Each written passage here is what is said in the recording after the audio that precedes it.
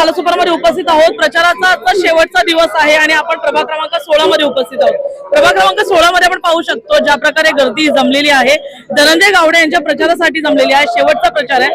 आपण जाणून घेऊया, आपण आज विकास कामांबद्दल बोलणार आहोत की प्रभाग क्रमांक 16 मध्ये काय विकास कामं करण्याचं सर प्रायोरिटी प्लॅन काय आहे, विकास प्लॅन काय आहे? असं आहे की 10 वर्षानंतर ही निवडणूक होते।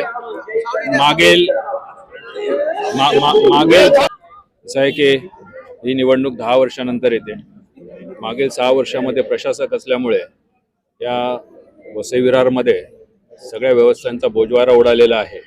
त्यामुळे तुम्ही जर बघत असाल तर जवळजवळ पावसाळ्यानंतर अजूनपर्यंत खड्डे भरले गेलेले नाहीत, रस्त्यांची साफसफाई होताना दिसत नाहीये, पाण्याचं वितरण पण बऱ्याच ठिकाणी बारगळलेलं आहे। तुमच्या आरोग्य सुविधा आहेत त्या आपल्याला अद्ययावत करायच्या आहेत। या सर्व प्रायोरिटीज आहेत। त्याच्यासाठी लोकनेते यतींद्र ठाकूर आहेत, क्षितिजी आहेत, नाईक साहेब आहेत, यांच्या मार्गदर्शनाखाली याच्यात लवकरच एक कृती गट तयार होईल आणि या परत अद्ययावत करून लोकांच्या सेवेला कसं जाता येईल याची तयारी सुरू आहे। सर तुमच्या प्रभागामध्ये सगळ्यात मोठा प्रश्न वाहतूक कोंडीचा पण एक आहे, कारण ब्रिज आहे, कनेक्टिव्हिटीचा एक मोठा मुद्दा आहे।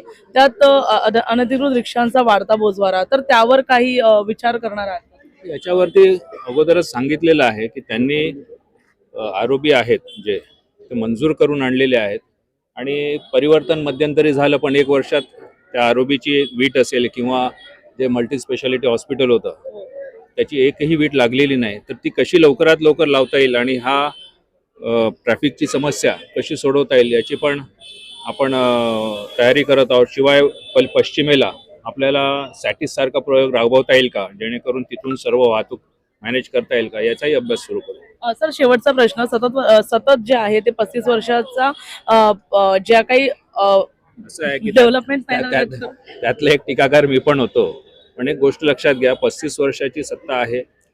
100% 35 वर्षानंतर अशी बरीच कामं झालेली पण आहेत आणि न झालेली पण आहेत।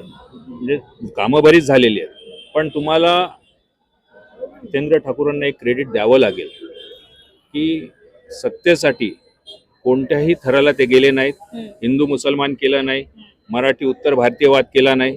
त्याच्यामुळे इथला व्यापार उदीम वाढलेला आहे, हे तुम्हाला मान्य करावं लागेल। इथे आजही व्यवसायाचे अनेक एक दालनं आहेत, ती खुली आहेत सर्व समाजासाठी। त्यामुळे तुम्हाला जर हेच आहे, हा जो आहे हा सर्व मुळात विकासाचा हा मुख्य पाया मानला जातो की सर्व धर्मासाठी